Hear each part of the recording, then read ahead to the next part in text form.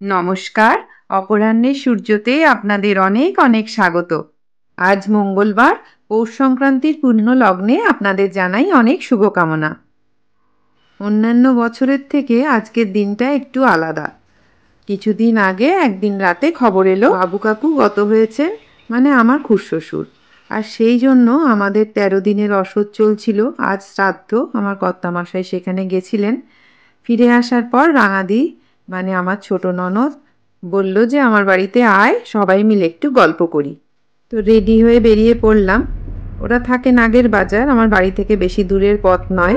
এই যে আমরা এসেও পড়েছি। আসলে আমাদের এই বয়সে এসে যখন ছেলে মেয়েরা বড় হয়ে যায়, যার যার কাজে তারা ব্যস্ত হয়ে পড়ে, তখন এরকম গল্প আড্ডার খুব প্রয়োজন হয়। তোমার ওইটাই কি বলে, বলরাম মল্লিক? হ্যাঁ, বাপরে, এই এত কিছু কি! আসলে আজকে পর্যন্ত আমরা তো নিরামিষ খাবো, তাই এত রকম মিষ্টি চপের ওরা আয়োজন করেছিল। চপটা দারুণ ছিল, টেস্টি ছিল খুব। কষে কষা থেকে এনেছিল বলল। আজ দুপুরবেলা সেদ্ধ ভাত খেয়েছিলাম, আর সন্ধেবেলা চাটাও তাড়াতাড়ি করে খাওয়ার জন্য বিনা বিস্কুটেই খেয়ে ফেলেছিলাম। তাই বেশ খিদেও পেয়েছিল। আড্ডা বেশ জমে উঠেছিল।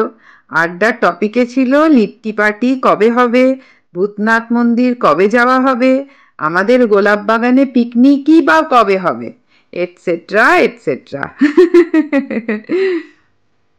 কাল রাঙাদি আমাদের দুধ পুলি পাঠিয়ে দিয়েছিল।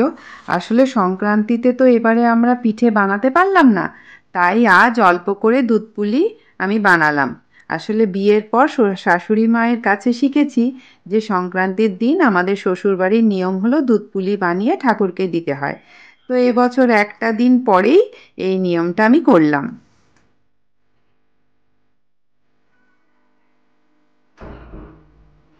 ঠাকুরকে ভোগ চড়ানোর পরপরই এবার কার জন্য দুধ পুলিটা বাড়ছি বলুন তো? গেস! যারা আমার ব্লগগুলো রেগুলারলি ফলো করেন, তারা ঠিক বুঝতে পারবেন। ইয়েস, আমার মার। তোমার পাওনা ছিল। বাবা, বগুড়া পিঠে দুপুরবেলা তাহলে খাওয়া দাওয়া করবো না? তোমাকে বললাম না, রাঙাদি কালকে পিঠে এনে দিয়েছে। হ্যাঁ, আর পিঠেটা দেখতে তো খুব সুন্দর। হ্যাঁ, রাঙাদি পিঠে দিয়েছে। এই পিঠেটা ওটা না, ও ডাবটা নয় না, এইটা, এই মিষ্টি দুটো রাঙাদি দিয়ে পাঠিয়েছে। ও আচ্ছা। যখন দিচ্ছে, ওরা বেড়ে দিচ্ছে, এবার তখন আমি বলছি আমার বাড়িতে একটা ছোট বাচ্চা আছে, তার জন্য একটু দাও। তুমি সবার কাছে এরকম করে বলো নাকি? কারণ মিষ্টি তো আমার দুই ছেলে খাবে না। কি লজ্জা! হ্যাঁ, তো এইবার তো মাকে, ও মা, রাঙাদিদের বলেছি যে আমার বাড়িতে একটা বড় বড় বাচ্চা আছে, তাকে, তার জন্য মিষ্টি দাও। তা আনছিলাম না, শুধু তোমারটাই আনছিলাম, তো ওরাও জোর করে আবার বেশি করে দিয়ে দিয়েছে। তুমি এইটা একটু খেয়ে দেখো কেমন হয়েছে। আর এইগুলো, এটা কি খাবে এখন? একসাথে এত মিষ্টি খেও না। এত মিষ্টি একটা আজকে সকালবেলা আজ একটু পিঠেটাই তাহলে মুখে, কারণ আমরা কালকে তো সংক্রান্তি ছিল। হ্যাঁ, আমাদের তো পরশুদিন, হ্যাঁ পরশুদিন সংক্রান্তি ছিল। তো এইবারে তখন তো করতে পারিনি, আমাদের বাধা ছিল।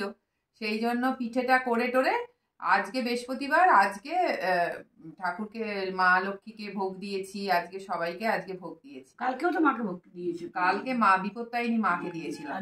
আজকে মা লক্ষ্মীকে একদম সুন্দর করে আসনে, সিংহাসনে। 25 সালে তুমি প্রথম লক্ষ্মী পুজো করলে? হ্যাঁ, 2025-এ এসে লক্ষ্মী পুজো প্রথম করেছি। ওই সময় আমরা ঘুরছিলাম, তো ওই সময় ভালো করে হয়নি। 2025-এর আজকে লক্ষ্মী পুজোটা আজকে মানে প্রথম মন দিয়ে ভালো করে স্পেশাল ভোগ। একদিকে ভালো হয়েছে, ঠাকুর অনেক রকম ভোগ দিল। আমারও একটু লাভটা ভালো হলো। আচ্ছা, তুমি কোনটা এখন খাবে? এগুলো সব ফ্রিজে রেখে দাও, মানে তোমার নিচের ফ্রিজে রাখো। সবই তো ভারী জিনিস, আমি খাবার টাইমও তো হয়ে এসছে। তাহলে এইটা একটু মুখে দিয়ে দেখি, ঠাকুরের প্রসাদ। অতটা না, অতটা না, নাহলে এইটা একটু খাও। দাও। দারুণ টেস্ট হয়েছে। এটা খাও, আর এইটা এখন বরং খাও।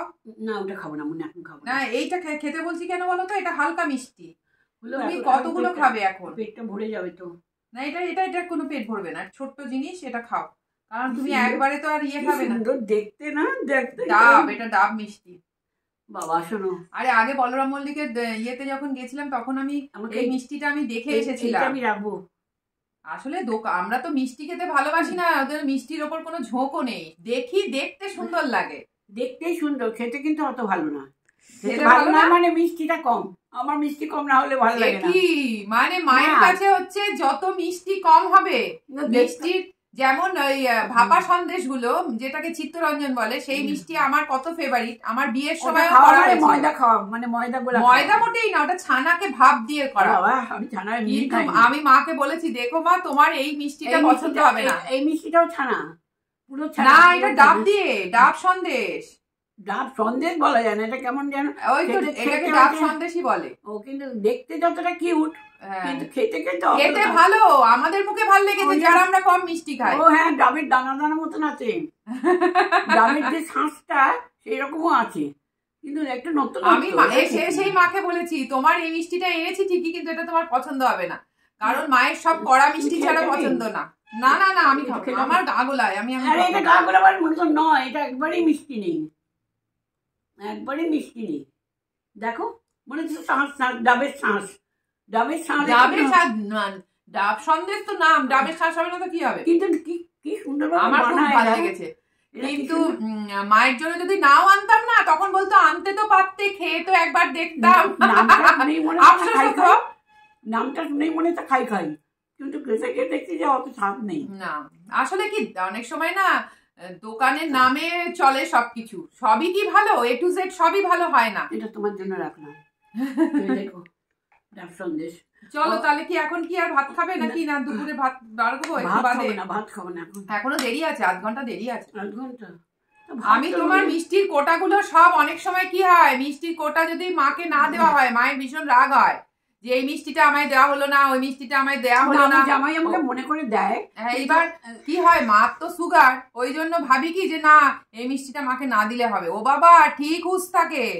হ্যাঁ তাই জন্য কি করি এখন এনেই মা, আমরা তো দোতলায় থাকি আর মা একতলায় থাকে, ওই জন্য এনেই আগে মায়ের এখানে ফ্রিজ আছে, মায়ের কোটাটা মাকে দিয়ে দিলাম, হ্যান্ড ওভার করলাম। মায়ের মিষ্টির কোটা হ্যান্ড ওভার, সংক্রান্তির মিষ্টির হ্যান্ড ওভার চললো, যেটা ক্রেডিট পুরোই আমার না। দুধ পুলিটা শুধু আমি করেছি, আর এই দুটো হচ্ছে আমার ননদ রাঙাদি পাঠিয়েছে, সেই জন্য দিয়েছে। আর তাছাড়া কি বলতো, মিষ্টি জিনিসটা আমি ভালোবাসি ঠিকই, কিন্তু আমি একসাথে বেশি খাই না। মায়ের কথা ননস্টপ চলছিল, কিন্তু আমার রান্নার দেরি হয়ে যাচ্ছিল। তো চলুন আজকের মতো ব্লগটা এতটুকুই রইল, দেখা হচ্ছে আপনাদের সাথে আবার পরের ব্লগে।